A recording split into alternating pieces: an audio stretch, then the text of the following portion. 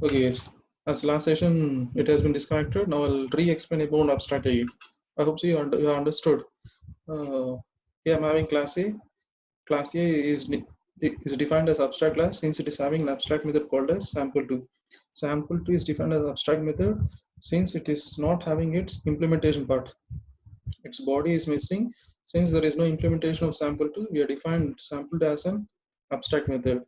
Now subclass B is trying to inherit superclass called as A. Since subclass B is trying to inherit a superclass called as abstract, it is responsibility of subclass B to implement all the abstract methods available in this class E.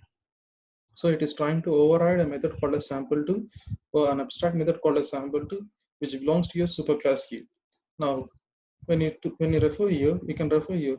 I've ignored this statement. The reason is, what is EA? Oh, what are we trying to do? This statement says that we're asked to create an instance. We cannot create an instance for an abstract class. The reason is an instance can be created or an object can be created only when a class is complete. But whereas this class is not complete, since it holds an abstract class, we cannot create an object of class A. For that reason, we have placed it within comments saying that to ignore that statement. Now I'll try to create an object of class B. I'm creating an object of class B. Object of class B gets executed successfully. I mean, this object of class B gets created since class B is a complete class. The reason it is complete is class B is extending an abstract class called as class A. Since it is extending class A, now class B should implement all its abstract method. Now class A holds an abstract method called as sample2, which has been implemented successfully. Since it has been implemented successfully, class B is termed as an incomplete class, which can even hold an instance. Now through this instance of class B, I can call this method sample1 as well as an overridden method called as sample2.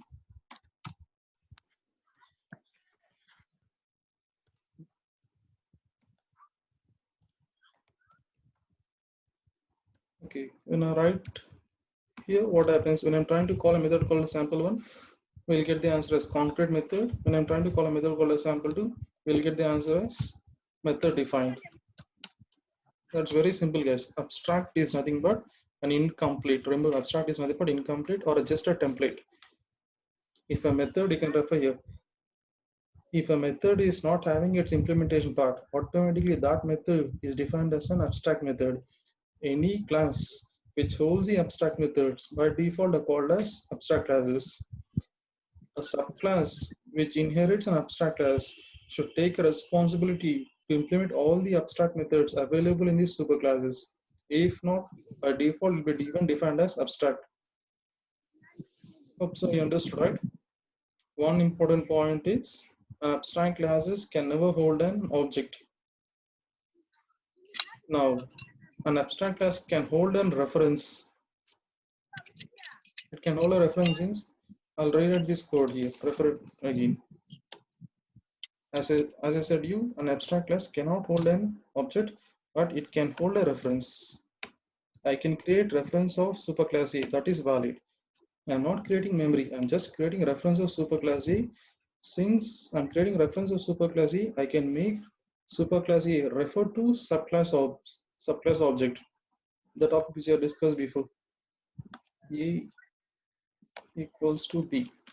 What are we trying to do? Already we have created an object called as B which belongs to subclass B. Now I'm making a superclass even refer to your subclass. Now since superclass reference refers to the subclass object, I can call the methods available in subclass using its reference. This statement is valid.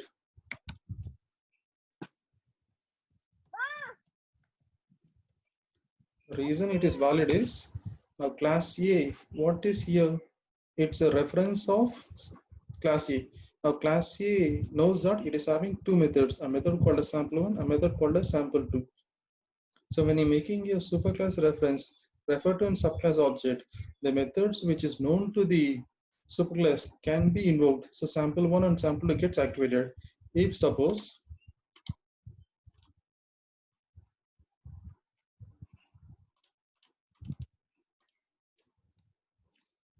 Class B is having one more method.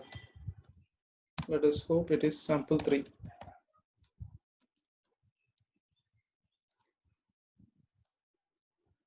It is having some its implementation part. It's a concrete method. It is having some piece of implementation part. Now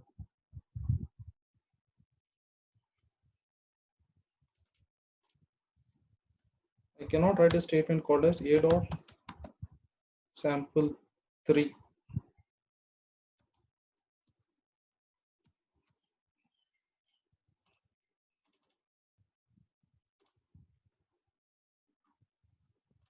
You can refer now this method called a dot sample 3 reports an error.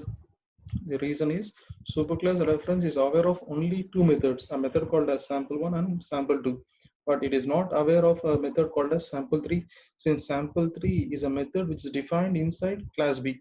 Since superclass reference is not having information of methods available in subclass, this statement reports an error. For that reason, I'm placing with comments. Whereas the above two statements, a dot sample1, a dot sample2 is valid. It works out. If I'm calling sample3 with instance of subclass, it executes successfully. Since reference of subclass knows about these methods. Now B knows that it is having reference of class B knows that it is having three methods, sample1, sample2 as well as sample3. So this statement executes successfully without an error. Hope so you understood, right? That's all about your abstract class.